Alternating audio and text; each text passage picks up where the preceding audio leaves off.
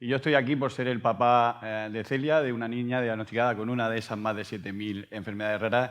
Y gracias a Celia yo he tenido la oportunidad de conocer a personas extraordinarias. Y yo hoy, en este inmejorable marco, pues siempre lo he hecho públicamente, pero quiero agradecer a las personas que han tenido la responsabilidad de FEDER antes que yo, que han hecho un trabajo extraordinario y hoy están con nosotros de manera especial. Y quiero tenerlo hoy presente a Moisés Abascal y a Isabel Calvo, que han sido presidentes y que yo he tenido la oportunidad, con otros compañeros que están hoy aquí, pues enriquecerme de todo su trabajo y, sobre todo, seguir luchando por mejorar la calidad de vida de personas y familias que convivimos con estas enfermedades raras y también sin diagnóstico.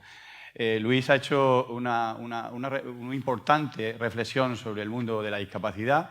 La discapacidad nos quedan grandes retos que afrontar conjuntamente al lado de una gran alianza como es CERMI, porque evidentemente tenemos ese decreto, un decreto que está obsoleto, que no da respuesta a las necesidades a las que nos enfrentamos las personas que convivimos con una enfermedad rara, que vemos cómo nos enfrentamos a un servicio de valoración de la discapacidad y que podemos, en función, como dice Manuel en muchas de sus intervenciones, en función de ese código postal, pues tener más o menos accesibilidad a un reconocimiento de la discapacidad. Por lo tanto, eso pone de manifiesto que tenemos grandes necesidades y que tenemos que afrontarlas conjuntamente y, sobre todo, necesitamos datos, porque cuando nos sentamos delante de los responsables políticos, y siempre he dicho que las enfermedades raras no tienen que entender ni de colores políticos, ni tampoco tienen que entender de equipos de fútbol, todos somos necesarios para mejorar ese futuro, pero necesitamos datos. Y Lara lo ha hecho de forma extraordinaria, los datos son fríos, pero evidentemente los datos los aportan fundamentalmente nuestras asociaciones y las personas que están detrás de nuestras asociaciones. Todas y cada una de las personas que forman ese tejido asociativo y que, en definitiva, forman la gran familia de las personas con enfermedades raras y sin diagnóstico. Y esto se hace apoyando la investigación social y apoyando también la investigación médica. Y hoy tenemos también con nosotros el vicepresidente de la Fundación y compañeros del patronato de la Fundación, porque también ha sido una prioridad para FEDER potenciar la investigación a través de su Fundación FEDER. Y lo hemos hecho de la mano en la parte de investigación social, potenciando el Observatorio de Enfermedades Raras. Pero decía, hay que escribir, hay que publicar esos datos.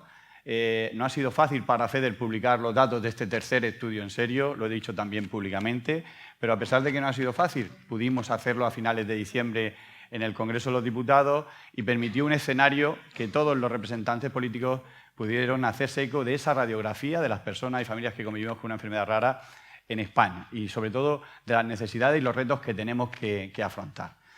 Y, como os decía, esas necesidades, para nosotros hay un servicio que está dentro de la cartera de servicios que presta FEDER, que es el Servicio de Información y Orientación.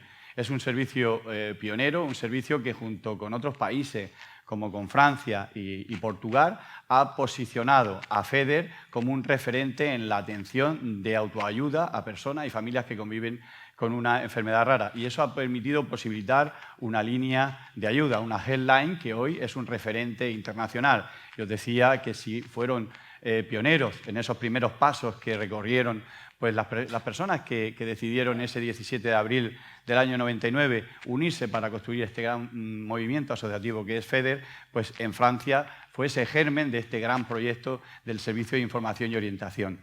Pero este Servicio de Información y Orientación lo que venía era a recoger las necesidades y las demandas de esas personas con nombre y con apellidos que se enfrentan a convivir con una enfermedad rara y sin diagnóstico. Evidentemente, tenemos que ir, y hemos ido con el paso del tiempo, pues mejorando todo lo que es el sistema informático de recogida de esa información. Y tengo aquí precisamente al padre de FEDER en esos sistemas de información, a nuestro compañero y amigo francés, al cual hay que agradecerle que en este programa puso también toda su aportación precisamente para que ese sistema de información pudiese recoger todas y cada una de las necesidades a las que detecta este programa. Pero nosotros, yo al igual que vosotros, hoy estamos aquí representadas 100 asociaciones, unas formáis parte de FEDER, otras no. Para nosotros todos somos necesarios para mejorar este movimiento asociativo y esta realidad, pero hay que tener presente que es necesario que esas necesidades se sistematicen y esas necesidades se le dé respuesta. Y muchas veces FEDER, y hay que hacer autocrítica, FEDER no está preparado para dar la respuesta que nosotros queremos y en los tiempos que nosotros queremos. Y eso tenemos que ser realistas. FEDER ha desarrollado y ha implementado un servicio de información y orientación que hoy lo conforman un equipo multidisciplinar compuesto de manera especializada por 7 trabajadores sociales, también hay un biólogo y también se apoya desde el Departamento, en este caso, de Defensa de Derechos por parte de un asesor jurídico, pero como os decía, en este día y medio que llevamos conviviendo, en los pasillos y también en las charlas, a veces es difícil resolver porque FEDER no tiene un abogado, por ejemplo, un asesor jurídico que se ponga la toga y que te acompañe en un proceso de defensa jurídica. Eso no lo tiene FEDER. FEDER no tiene tampoco la varita mágica para conocer cómo poder derivar a un paciente en cualquier comunidad autónoma, cuando todos sabemos las dificultades que tenemos para esta realidad. Es decir, si tenemos CESUR, tenemos centros de referencia, pero no tenemos publicada la hoja de ruta de derivación. Es decir, si los profesionales sanitarios en nuestro país no conocen los CESUR, evidentemente, y no conocen el proceso, porque no está publicado en nuestro país el proceso para derivar a un paciente a un CESUR, evidentemente, ¿cómo podemos orientar a una familia que está al otro lado y que necesita y que te pide con auxilio, ayúdame porque necesito una respuesta, necesito que mi hijo tenga un diagnóstico? Es decir, pues no, evidentemente eso no está protocolizado. ¿Cómo podemos hacer si los proyectos de apoyo de sin diagnóstico en nuestro país, impulsados por el Instituto Carlos III, no se apoyan, no se consolidan? Si hemos sido capaces desde FEDER de impulsar con la Administración un proyecto y un plan piloto de diagnóstico con 1 millón de euros, y sabemos lo que hemos hecho con el 1 millón de euros, sabemos, pues no hemos potenciado los programas de sin diagnóstico y los centros de excelencia en el diagnóstico en nuestro país, ¿no?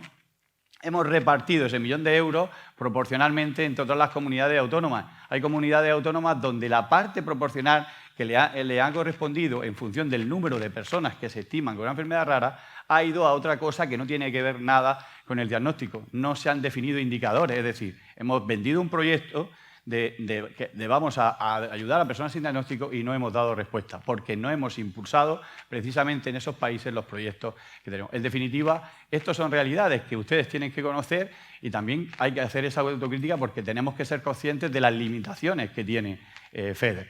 Hoy, hace unos instantes, yo compartía un mensaje y lo puedo decir públicamente, apenas, porque también lo decía Luis, hace apenas unos días veíais todos como un decreto, el de prestaciones por hijo a cargo, incluía una cláusula que ha peleado FEDER, pero no lo ha peleado FEDER. FEDER ha sido una de las personas, uno de los entes que ha transmitido esa necesidad a la Administración, pero no lo ha hecho solo, lo ha hecho de la mano de CERMI. Y no solo de la mano de CERMI, sino también de la mano de personas a nivel particular en todas las comunidades autónomas que se enfrentan a esas realidades y que lo han hecho público en los medios de comunicación, como ha sido la Asociación Objetivos Sin Diagnóstico, o miles de personas a nivel individual que también lo han hecho. Y gracias a la suma de todo, hoy eso es una realidad. Aquí no hay que ponerse una bandera, ni nadie se tiene que atribuir ningún éxito. El éxito es de todos. Y cuando digo todo, es la fortaleza del movimiento asociativo.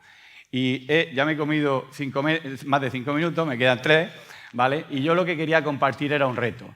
En el 2013, y hemos tenido la oportunidad de compartirlo aquí, en este mismo foro, tuvimos la oportunidad de impulsar a través del movimiento asociativo y a través de FEDER lo que es el intercambiar experiencias con el tejido asociativo fuera de nuestro país.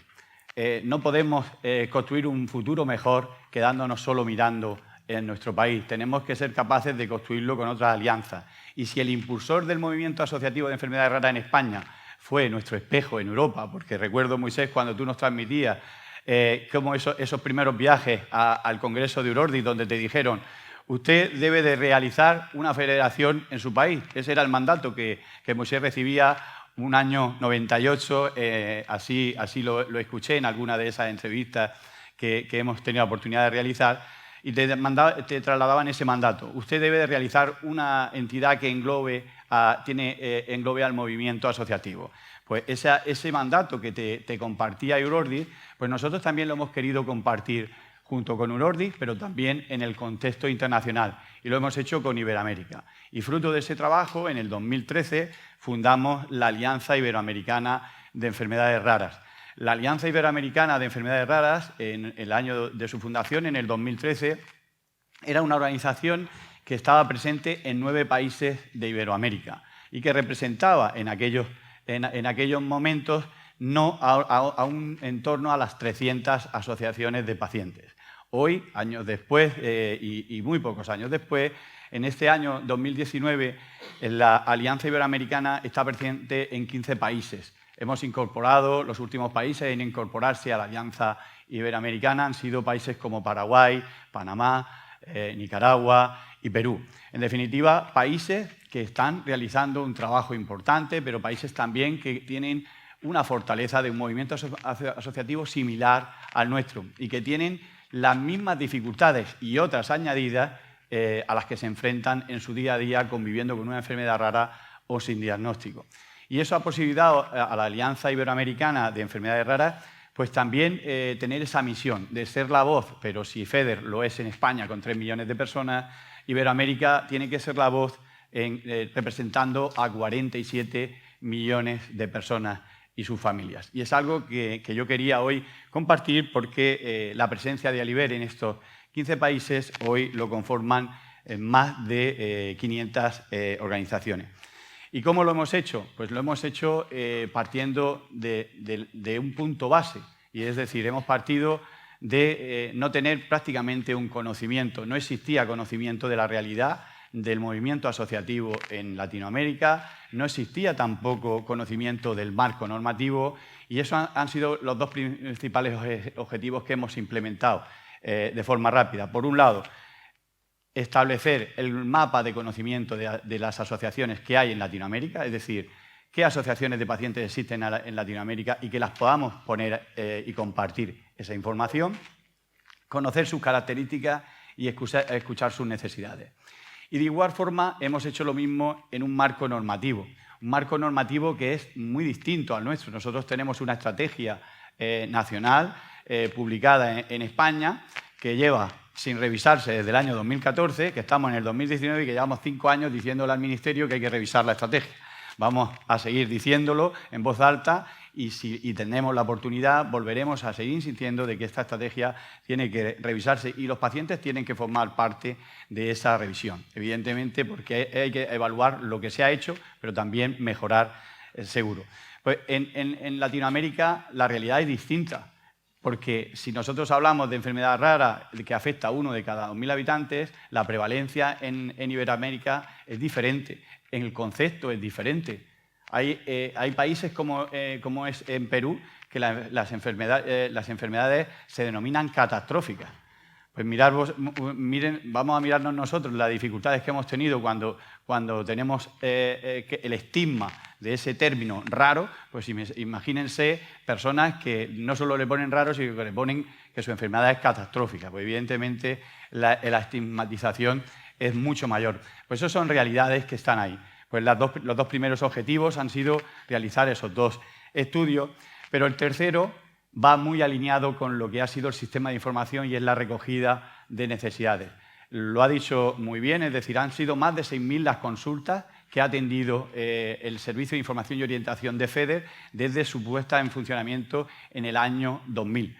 Pero es que tenemos que tener en valor que nuestro Servicio de Información y Orientación solo atendió en el año 2018 a más de 2.000 consultas. Y este servicio de información y orientación, para las personas que no lo conocen, tiene que dar respuesta a los principales interrogantes que se plantean las personas y familias con enfermedades raras. Es que en el momento de enfrentarte al diagnóstico, quieres saber algo más sobre tu enfermedad, quieres saber dónde hay personas como tú que tengan la enfermedad, quieres saber dónde hay profesionales que estén trabajando y que sean profesionales de referencia en la enfermedad, quieres conocer líneas de investigación. En definitiva, son todo interrogantes y que necesitan, en este caso, respuestas.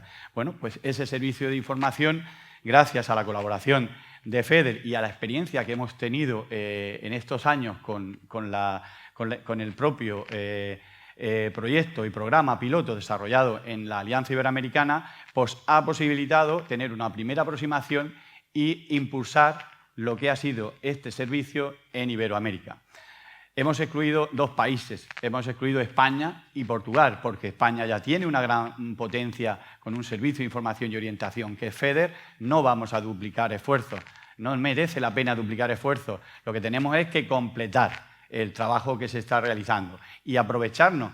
Y si hemos dicho en numerosas ocasiones, y el año pasado hablábamos de la importancia de trabajar en red, y hemos puesto de manifiesto en muchos foros que a veces los profesionales sanitarios se quedaban el conocimiento para ellos solos, lo hemos dicho en numerosos foros, pues apliquémonos eso a nosotros mismos, al tejido asociativo, y no permitamos que nuestro conocimiento y que nuestras buenas prácticas sirvan solo para nuestra asociación. Tenemos que hacer un ejercicio de generosidad y de solidaridad, y tenemos que intercambiar esas buenas prácticas. Las buenas prácticas que se desarrollen en Cádiz tienen que servir para poder desarrollarlas en Alicante, y pueden servir para desarrollarlas en Bogotá, y pueden servir para desarrollarlas en Lima. Esa es la realidad. Y hay que ser capaces de establecer mecanismos y foros que permitan compartir ese conocimiento. Y esto es lo que ha posibilitado la alianza, y también desde FEDER hemos contribuido a ello. ¿Por qué? Porque hemos implementado un servicio de información y orientación, porque hemos establecido esa base y ese germen del servicio de información que se ha trabajado en España para que pueda, compartiendo ese conocimiento, implementarse y desarrollarse en Latinoamérica. Y esto es una realidad, y es lo que yo hoy os planteo como reto y como oportunidad.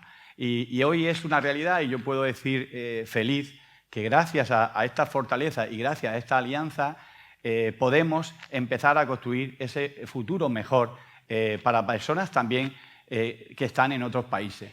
Precisamente hoy celebramos el Día Mundial de las Enfermedades Raras, y celebramos el Día Mundial con un eslogan que dice: las enfermedades raras, un desafío global, un desafío integral. Está claro que las enfermedades raras necesitan de esa atención multidisciplinar, y lo que tenemos que tener muy claro, pero el desafío es global. Los retos tienen que ser globales. Y si los próximos días 20 y 21 de febrero Naciones Unidas en su agenda en Nueva York ha incorporado las enfermedades raras, ha sido gracias a que el movimiento asociativo ha estado unido. Y ahí España, os puedo asegurar que ha tenido un papel importante y un papel clave para que esto sea una realidad. No lo tuvimos fácil cuando el pasado año, justo cuando conmemorábamos el Día Mundial, por parte del Ministerio de Asuntos Exteriores se iba a transmitir el apoyo y se frenó ese apoyo. Eso fue algo negativo para todo un trabajo de representación internacional que se había desarrollado desde FEDER. Pero pudimos darle la vuelta, pudimos denunciar esa situación y hemos podido apoyar a Estonia para que sea España también el promotor de esa acción a nivel internacional. Y España va a estar presente, es decir, FEDER va a estar presente, va a estar representada en la persona de su directora, Alba Ancoechea, y también va a estar presente por parte de la Alianza Iberoamericana, por parte de su vicepresidente Jesús Navarro. En definitiva, es necesario estar juntos, y lo vamos a estar junto a Eurordis, que es la organización europea, y también la red mundial que ha permitido unir a todos los continentes. Por lo tanto, en estos últimos años ha habido una gran transformación del movimiento asociativo y una gran visión internacional, que es algo que tenemos que compartir como una oportunidad. Y ya para terminar, pues quiero subrayar la gran alianza para que este proyecto sea una realidad. Y antes decía que es importante dar esos primeros pasos, pues este servicio de información y orientación ya ha hecho su fase inicial. El proyecto, la fase inicial ha sido la formación y la capacitación de los profesionales que van a atender este proyecto. Deciros que esta fase de intervención piloto se va a realizar teniendo personas en Venezuela, en Uruguay y en Colombia, personas que vamos a poder implementar este servicio de atención en el contexto internacional. Y ahora, en estos primeros 6 meses de este año 2019, están testeando lo que es la base de datos que se va a poner en funcionamiento y lo que es la recogida de información de todos los recursos. Y si en España llevamos 3 estudios de necesidades sociosanitarias, pues gracias a esa base, gracias al estudio que ha hecho mención Lara de Eurordis, hemos podido analizar toda esa información y hemos construido también el primer estudio de necesidades sociosanitarias en Latinoamérica, que vamos a lanzar el próximo 26 de marzo en Buenos Aires. Y lo vamos a hacer ¿para qué? Para conocer la realidad de las personas y familias que se enfrentan a convivir con una enfermedad rara o poco frecuente o huérfana en Latinoamérica. Y eso, como os decía, lo vamos a hacer el próximo 26 de marzo.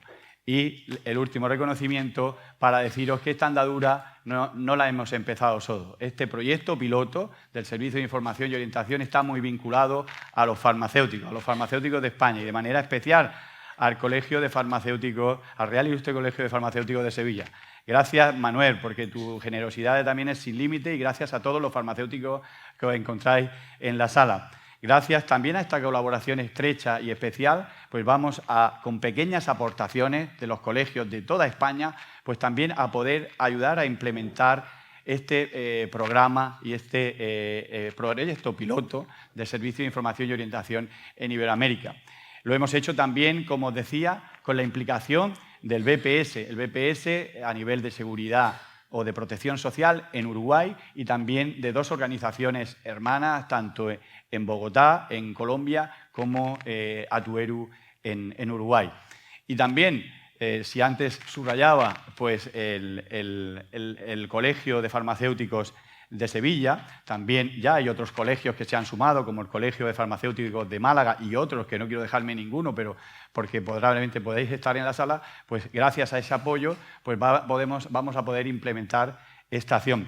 Y de igual forma, también veis ahí en los logotipos, y si he dicho que las enfermedades raras no entienden de colores ni de equipos, pues también hay que hacer un reconocimiento a la Federación de Peñas del Barça del mundo, porque ellos también han contribuido con una aportación económica para la fase inicial. Ojalá las peñas de otros equipos también puedan hacer que esto sea una realidad. Pues muchas gracias y a vuestra disposición.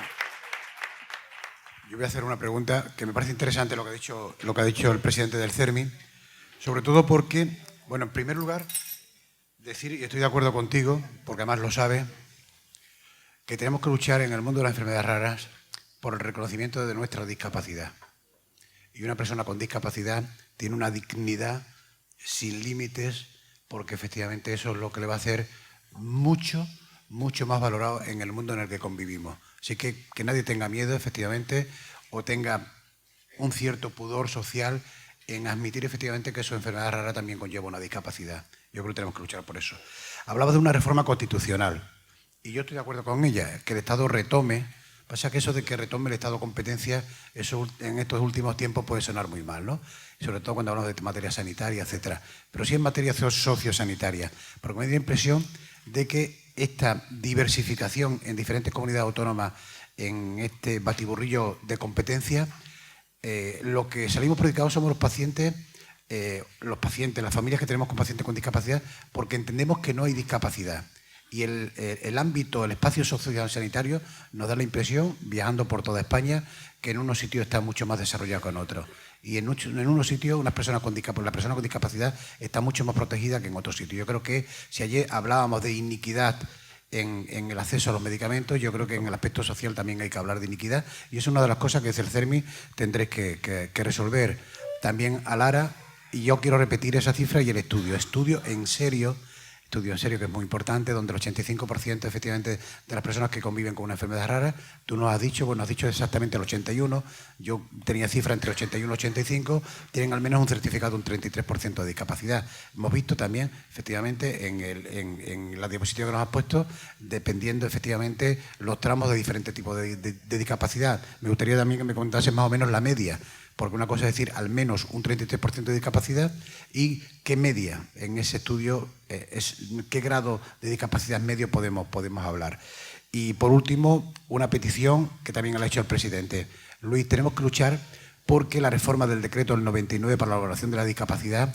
El otro día hablaba con la directora general del CADES. El CADES en Extremadura es la institución que se dedica efectivamente a valorar la discapacidad, porque lo que no puede ser efectivamente que el paciente se vaya siempre muy descontento de la evaluación que lo hacen en los organismos, porque a mí me da la impresión de que ese decreto está muy obsoleto y lo que no podemos hacer es que nos valoren única y exclusivamente viendo una historia clínica. Yo creo que hay muchos más aspectos de la discapacidad que el técnico no sabe valorar. Gracias.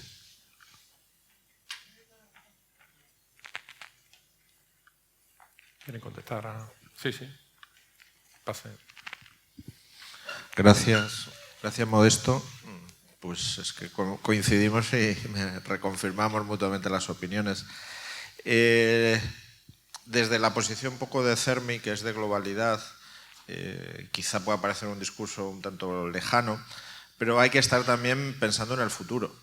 Tenemos una Constitución que acaba de cumplir 40 años, que no es inmutable, que fue hija de su tiempo y que es susceptible de mejoras. La gran cuestión que planteamos desde el movimiento social de la discapacidad y desde el tercer sector social en su conjunto es que la Constitución necesita una reforma para constitucionalizar como fundamentales los derechos sociales. Ahora mismo en nuestra Constitución tan evolucionada, los derechos sociales, entre ellos la sanidad, la atención a las personas con discapacidad, la vivienda, los mayores, son solo principios rectores de la política social y económica. Son solo pautas que se le dan al legislador para que actúe, pero no son derechos subjetivos que se puedan reclamar, que se pueda pedir la tutela judicial efectiva y al que los poderes públicos estén vinculados y obligados. Entonces, esa es la gran reforma que tenemos pendiente.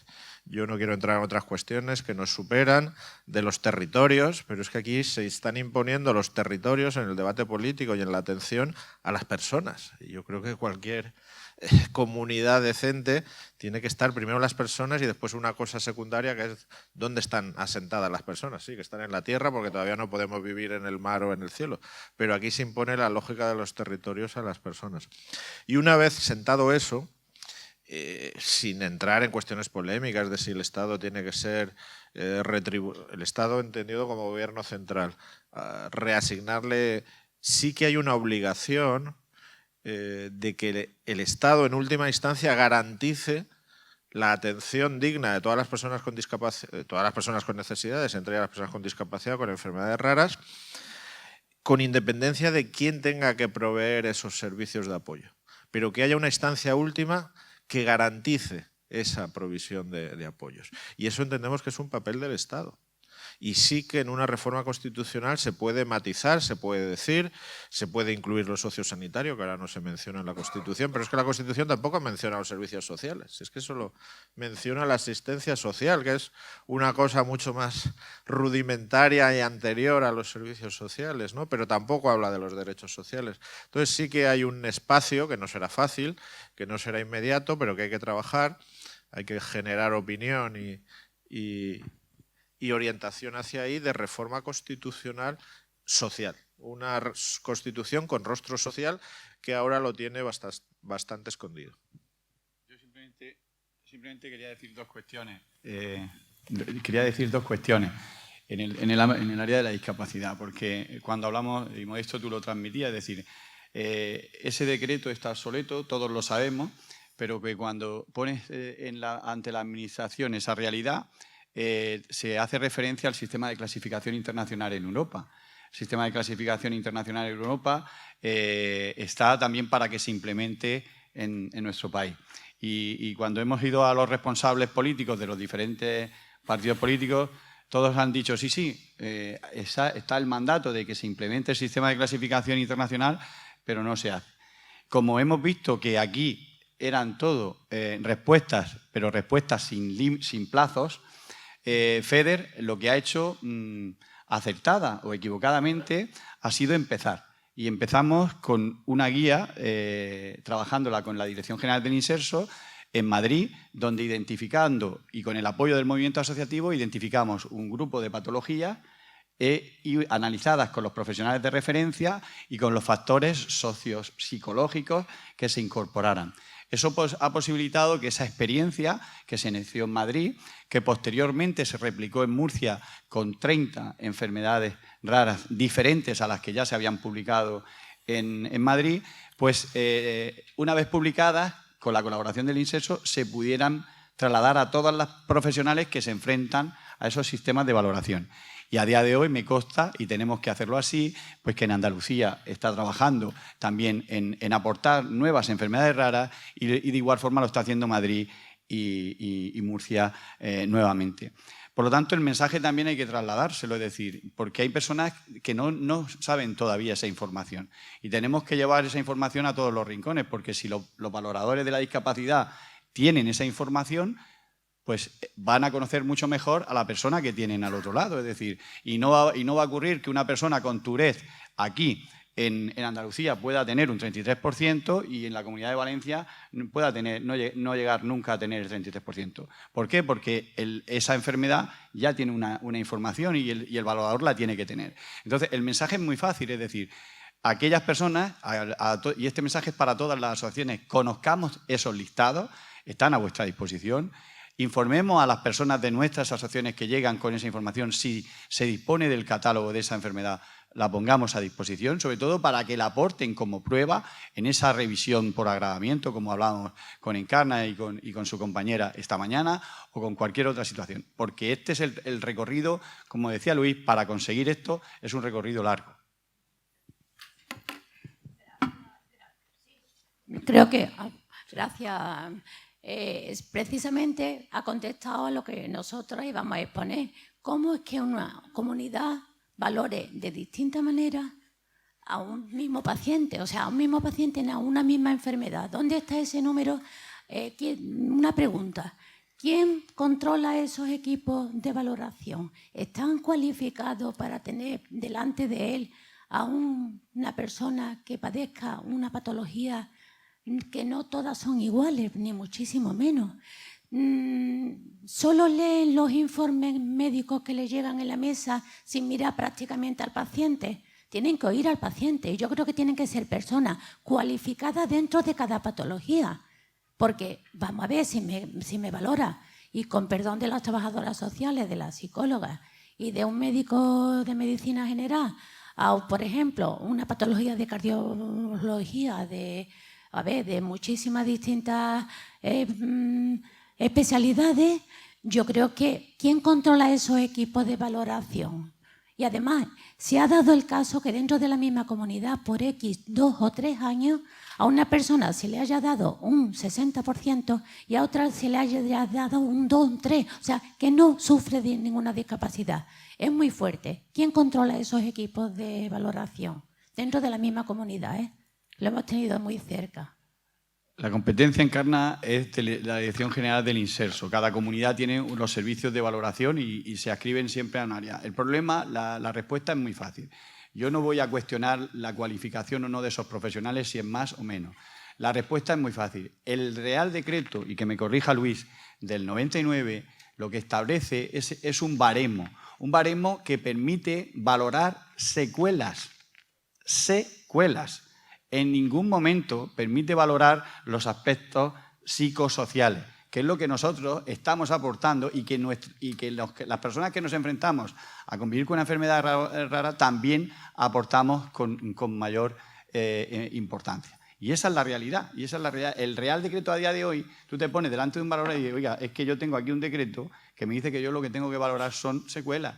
Y esas secuelas se traducen en eso. Y esa es la situación, y esa es la controversia que tenemos.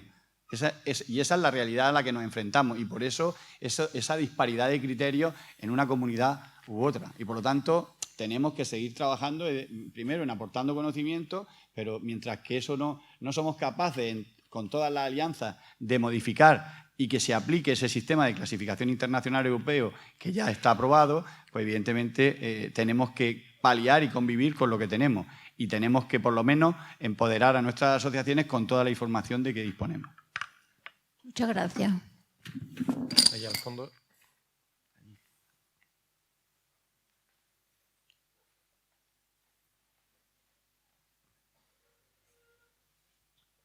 Gracias. Hola, mira, respecto a lo que se está hablando de la discapacidad, yo tampoco quiero cuestionar a los técnicos que llevan en los centros de valoración, ni siquiera el Real Decreto, que no sé si estará bien o mal hecho, porque me consta, creo, que no solamente es un médico el que te ve en el centro de valoración, sino que también hay un psicólogo y también hay un trabajador social. Lo que creo es que los pacientes, cuando llegan poco arropados por nada. Una de las principales cosas que creo que habría que hacer es incidir en la formación de los médicos, que no ponen en los informes médicos todas las cosas, y esos son los que más conocen al paciente, que lo viven día a día, sus dolores, sus padecimientos, no reflejan en los informes médicos todo lo que tienen que reflejar para poder acceder a esa valoración en condiciones. Ni siquiera te derivan internamente, que todos los hospitales creo que tienen unidad de psicología, de trabajo social, tampoco te derivan ahí cuando serían los informes más apropiados, porque también la voz del paciente pues puede ser parcial, puede tener pocos argumentos, puede tener pues lo que sea, pero tiene que ir arropado por técnicos que son además neutrales, que deben ser neutrales y que conocen toda tu patología y toda tu atención. Ahí creo que deberíamos de incidir, en la atención hospitalaria que recibimos, completa, integral, de todas las partes del servicio hospitalario, que es muy amplia, que incluye psicología, psiquiatría, trabajo social, médico, pero sobre todo que los informes de verdad reflejen todo lo que padecemos, que son más de lo que viene en los papeles. Nada más. Yo creo que esa clasificación de la minusvalía sería importante. Sí, esa clasificación automática.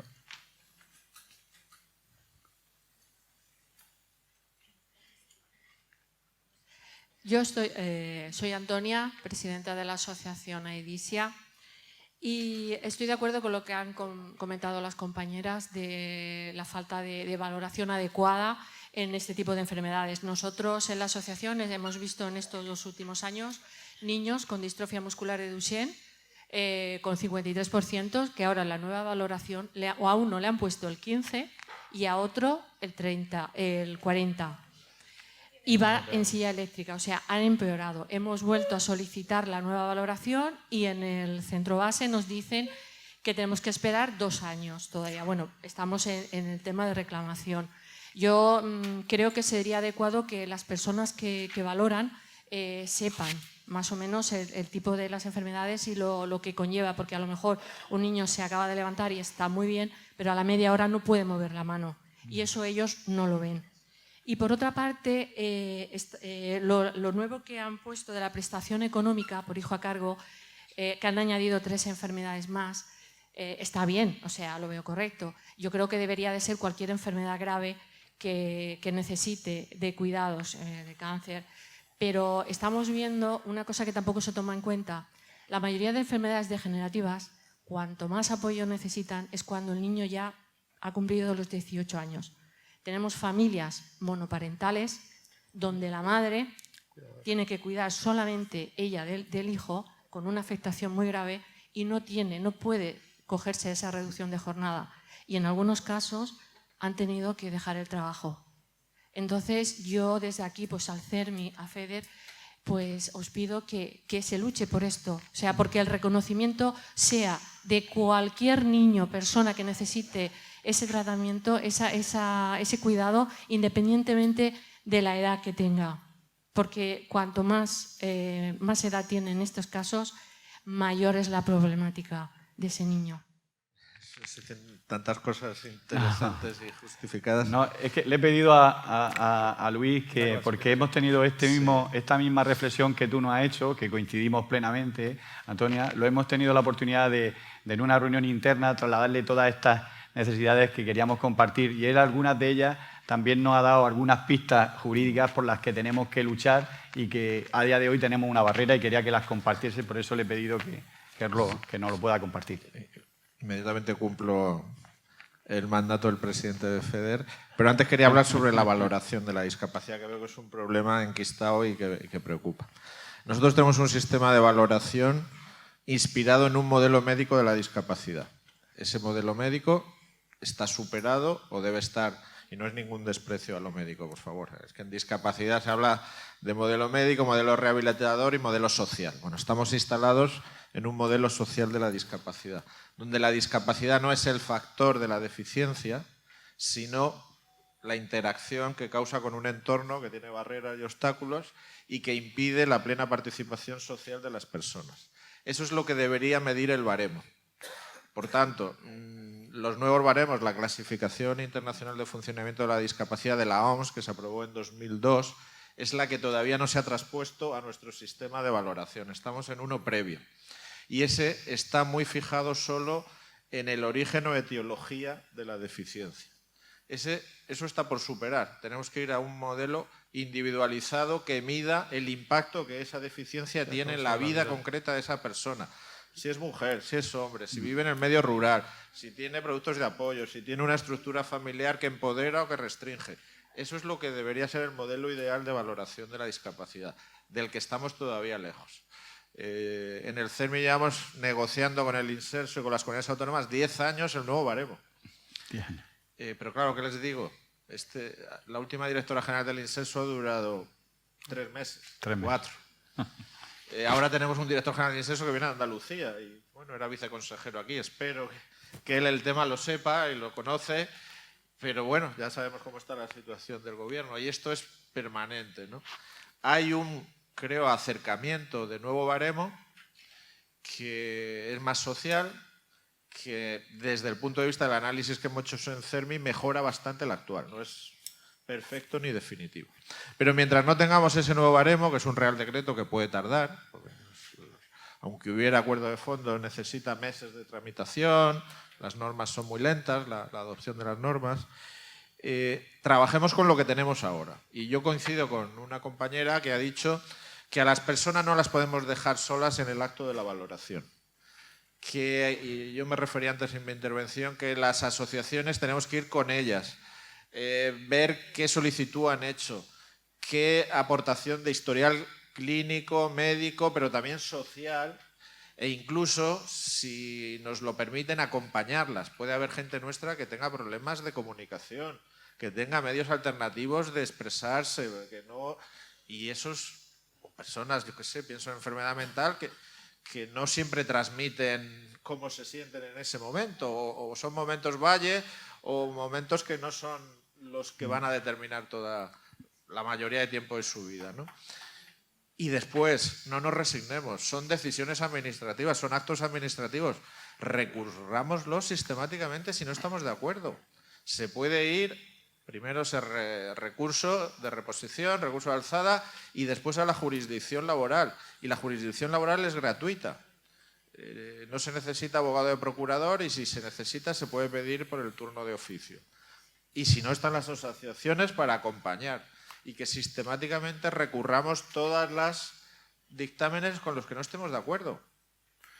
Y aportemos, yo le digo a cada familia, a cada persona, que no piense en el acto de la valoración como un acto burocrático que presente un papelito y ya está. Los más interesados somos nosotros mismos, que tengamos la mejor valoración, la puntuación más alta. Dediquémosle un tiempo, recojamos, hagamos acopio de todos los informes, pidamos a todos los personales médicos, psicológicos, sociales que hemos actuado a lo largo de nuestra vida o de la aparición de nuestra discapacidad o enfermedad para recoger todo eso y presentarlo. Los centros base de valoración, se ha dicho, es un médico generalista, un psicólogo y un trabajador social. Pensar en que vaya a haber un experto, un especialista, eso es imposible. Entonces, si tú vas con tu solicitud muy fundamentada, muy reforzada, pues es que un médico que no sea de eso no se va a atrever a rebatirla. Entonces, ayudemos a nuestra gente a que no se enfrente sola a eso. Y si no estamos de acuerdo, recurramos. Y, por ejemplo, ofrezcámonos a nivel provincial, a hablar con los centros base, que se vengan o vamos allá a darles clases sobre enfermedades raras. Las guías estas son estupendas. Esas son las fórmulas más efectivas que he conocido yo de llegar a ellos. No solo de enfrentar o denostarlos y decir que no valen, sino de ayudarles a que mejoren. Yo creo que esa actitud es más positiva que la de la crítica, que sería justificada, pero no es constructiva respecto de ella, porque cuando te atacan, pues uno tiende a defenderse por naturaleza y a decir, pues no me entienden y se están portando injustamente conmigo, ¿no? Y te dirán la falta de medios que tienen que ver no sé cuántos casos al día, pues como todos debemos venir llorados de casa, pues no hace falta que escuchemos sus lloros. Y después recurrir. Dicho esto sobre valoración, coincido plenamente, esta mañana lo hemos hablado. No es un tema quieto, yo creo que hay que reconocer el papel fundamental de FEDER y de Juan y de su Junta en que la seguridad social, que es un sistema que en España funciona muy bien, que te pueden dar la pensión en 7 días y que la tienes en tu banco, pero es un sistema resistente, que es muy cartesiano, que no cambia las normas de la noche a la mañana. Esta prestación es muy joven dentro de la historia de la seguridad, que ya tiene muchas décadas. Y cambiarla en un espacio de 7 u 8 años es un logro que yo quiero poner en el valor de FEDER y de lo que sirve el movimiento social y el activismo. Creo que no solo se han añadido 2 o 3 enfermedades, que está muy bien, sí es verdad que se mencionan, sino que se ha metido una cláusula de apertura general que es muy favorable. Los sistemas de lista cerrada tienen un peligro, que es que lo que no aparece ahí no está. Y cambiarlo, si es una orden o un decreto, cuesta muchísimo. Pero si se deja una cláusula abierta de que un dictamen de un facultativo determine que es una situación asimilable a una enfermedad grave o a una situación de cáncer, pues eso ya es mucho. Yo solo lo quiero porque cuesta tanto sacar cosas al Estado como para no darle el valor que tiene. Y ahí FEDER ha sido fundamental en conseguirlo, ¿no? Y después, el límite de edad. Absolutamente de acuerdo. Esta prestación se aprobó para menores. Por tanto, hay que cambiar la ley que la crea, porque si es menores, menores son menores de 18 años. Esto se le ha hecho ver a la Seguridad Social, al actual titular de la Secretaría de Estado de la Seguridad Social, lo ha recibido, lo ha entendido y ha dicho, creo con honradez, que él no está en disposición de cambiar 3 leyes que habría que cambiar. La Ley General de Seguridad Social, la Ley del Estatuto del Empleado Público, porque también tiene que ver con las personas que no están en Seguridad Social, que están en clases pasivas, etc. Y que no puede, porque bueno, ya vemos que igual que mañana no hay gobierno y hay disolución de las Cortes, no sé qué pasará. Pero sí que se ha comprometido a estudiar otras fórmulas que, caso a caso, se las pueda excepcionar de la edad. Bueno, vamos a ir por esa vía, al menos hay una cierta apertura, alguien nos oye detrás del muro, vamos a trabajar sobre eso. No será fácil, no será inmediato, pero podemos trabajar por ahí. Pero también tenemos que tener una cosa en cuenta, digo por no generar expectativas. Si la prestación era para menores, no se puede prolongar indefinidamente en la vida, porque te dirán, bueno, pues para eso está la incapacidad, está la situación de discapacidad, las pensiones no contributivas, está la dependencia, si da dependencia, porque podemos llegar al caso de que una persona de 90 años que pida esa prestación. No parece que tenga sentido. La propuesta que se hizo desde el CERMI, que la Seguridad Social se ha comprometido a estudiar y que caso a caso puede intentar excepcionar de la edad, es hasta 26 años, que es otro límite de edad que está en las pensiones de orfandad o en otro tipo de prestaciones que se considera que hasta los 26 años se puede hacer esa excepción. Vamos a trabajar por ahí, es un paso, no es llegar a la meta y espero que en próximos congresos, en próximas reuniones, pues podamos dar noticias alentadoras. Lo que sí está claro es que debe haber una colaboración entre las dos instituciones. Y tú que nombrabas al principio el gestor de apoyo único, a lo mejor, aunque no exista la figura de ser el gestor de apoyo único, en esas valoraciones sí hay que hacer un estudio previo, una preparación previa, y no sea sencillamente una presentación de papeles y ya está, sino que hay que informar, aportar esos informes, conocimiento que ya tiene la Federación y añadirlos a lo que se presenta para la valoración. Yo creo que tenemos esos grandes retos que cumplir y también que seamos conscientes que en una negociación, y coincida, y lo he manifestado, Antonia, junto con el CERMI, coincidimos plenamente en lo que ha manifestado, pero a veces cuando hemos trabajado con la Seguridad Social en estos últimos meses, gracias a todo, al apoyo de todas las personas que yo he mencionado cuando he tenido mi intervención, pues llegó un momento en donde teníamos al responsable político que era consciente de lo que le estabas transmitiendo, que te decía claramente que él no iba a ser capaz de modificar esas 3 leyes, pero que también te daba la posibilidad de introducir, a través de las alegaciones que hicimos constatar por escrito, la posibilidad de dejar esa cláusula flexible que posibilitara el ir sumando esa evaluación individual. No es todo, y esto lo que pone de manifiesto es que tenemos que seguir trabajando en este sentido. Y ojalá, como decía, yo creo que solo no lo podemos hacer y hay que hacerlo con grandes alianzas, como puede ser CERMI, y escuchando a nuestras asociaciones. Yo creo que esa es la hoja de ruta que tenemos que seguir porque esto es una mejoría, pero no es lo que todos nosotros deseamos. Bueno, una última pregunta, porque ya estamos pasados de tiempo. ¿Sí? Aprovechando que se está hablando de necesidades sociosanitarias, a mí me gustaría, bueno, una de las principales ya se ha abordado, que es el tema del reconocimiento de la discapacidad.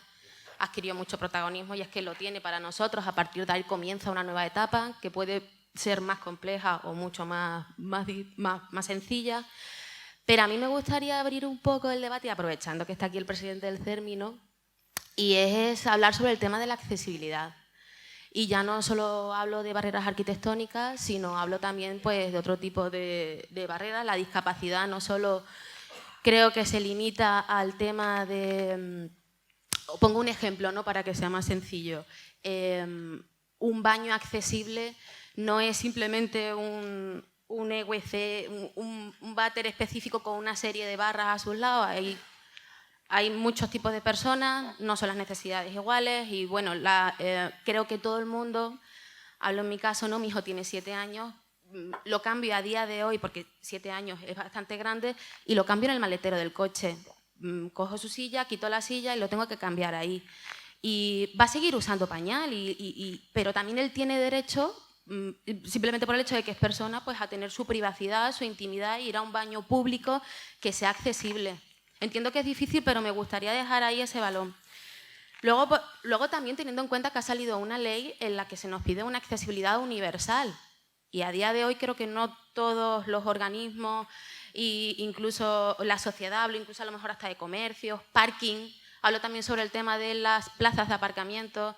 Hay un vacío legal en el tema de la regulación de las plazas reservadas para movilidad reducida en aparcamientos privados, centros comerciales, por ejemplo. Hay un vacío ahí que si aparcan, vas al gerente, reclamas y no te da ninguna respuesta. Y luego, hablando, era esa parte de hablar por si había alguna actualización, alguna novedad, alguna información, que no lo sé, aunque estoy atenta. Y creo que también es fundamental, si hablamos de necesidades sociosanitarias, que la figura del enfermo escolar esté dentro de las escuelas. Y bueno, quería solo comentarlo y ampliar un poco el debate. Se ha hablado del tema del reconocimiento de la discapacidad y yo quería ampliarlo también a estas dos partes, la accesibilidad y el tema de la enfermería escolar. Bueno, siento acaparar las intervenciones, pero no quiero dejar de contestar. Absolutamente, la accesibilidad no es un derecho en sí mismo, pero es el derecho instrumental al servicio de otros derechos fundamentales. Y en nuestro caso, si no hay accesibilidad, pues no hay libertad de circulación, no hay libertad de expresión, de comunicación o de acceso a contenidos y a bienes sociales básicos, ¿no? Tenemos legislación, al menos respecto de la accesibilidad básica, más consolidada, porque la accesibilidad es una realidad que va cambiando, que va evolucionando, que se va ampliando. Ahora mismo en nuestra agenda está regular la accesibilidad cognitiva, que no es la del entorno edificado, no es la de los transportes, no es la de lo digital, sino de comprender personas con discapacidad intelectual, del desarrollo, que tienen necesidades cognitivas, que pueden entrar en una sala y no entenderla, y no saber interpretarla, y no saber conducirse, y no interactuar, ¿no? Bueno, pues eso ahora mismo no tiene respaldo legal en nuestro país.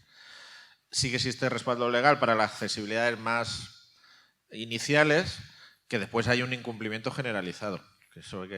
Pero ante eso, ¿qué podemos hacer? Lamentarnos, con todo el derecho, criticar y sobre todo denunciar, ser beligerantes. Sé que esto es una incomodidad, es una carga añadida a nuestra discapacidad, a nuestra enfermedad, ser el pepito grillo, pero tenemos que ser intransigentes e intolerantes con las situaciones de no accesibilidad que son una pura y clara discriminación. Y también las entidades tendrán que hacer defensa estratégica, denunciar casos. Nosotros en CERMI hemos hecho los 500 situaciones de discriminación por falta de accesibilidad más sangrantes. Pues presentados al Defensor del Pueblo, al Defensor del Pueblo andaluz, a las Cortes, al Parlamento, a los medios, performance en las calles. Tenemos que tomar mucha conciencia de eso y actuar. No solo quejarnos, que está muy bien y que está muy justificado, porque si no nadie lo va a hacer por nuestra parte. E ir a la justicia, denunciar. Por ejemplo, yo animo a las asociaciones, a las federaciones, a las delegaciones de FEDER, que cuenten, por ejemplo, con las fiscalías provinciales y con las fiscalías de los tribunales superiores de justicia, que cuando vean una situación muy extendida de falta de accesibilidad en el transporte o en algo que dependa de una administración pública y que la denuncia tenga un efecto muy bueno si se subsana, ¿no? Porque un caso está bien, pero si soluciono 1000 casos, pues mejor que si solo soluciono uno, ¿no?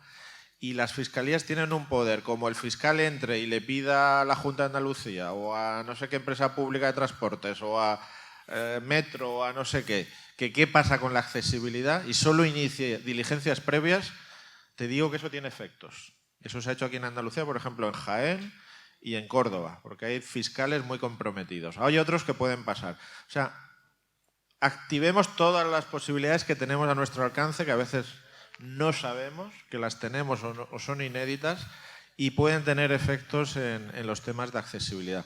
Y como esta mañana yo también le decía a Juan y a su Junta, decidnos también si tenéis necesidades de accesibilidad específicas que vayan ligadas a las enfermedades raras y que no estén codificadas en la normativa que ya tenemos.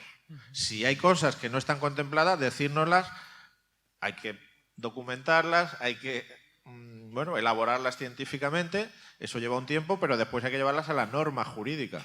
Bueno, pues trabajemos allí donde no haya ahora mismo una respuesta siquiera en términos de normativa. Pues bueno. Y solo responderte con la enfermera escolar, está dentro de nuestra hoja de ruta. Hay experiencia, hay algunas comunidades. la Asociación Balear, Canarias. fueron pioneros, gracias a nuestros compañeros de Abaimar, en esa enfermera escolar. Lo ha sido Murcia con la dotación de 80 enfermeros en los centros educativos y nosotros estamos trabajando porque creemos en esa educación plenamente inclusiva para que esa figura esté integrada dentro del sistema educativo español. Eso forma parte de nuestro ideario y en esta ruta ahora de acción política, cuando concurrimos a las elecciones en el ámbito autonómico, en nuestro decálogo de necesidades hemos incorporado en todo el dossier que se le rinde a todos los grupos que concurren a las elecciones autonómicas esa necesidad para que se tenga en cuenta.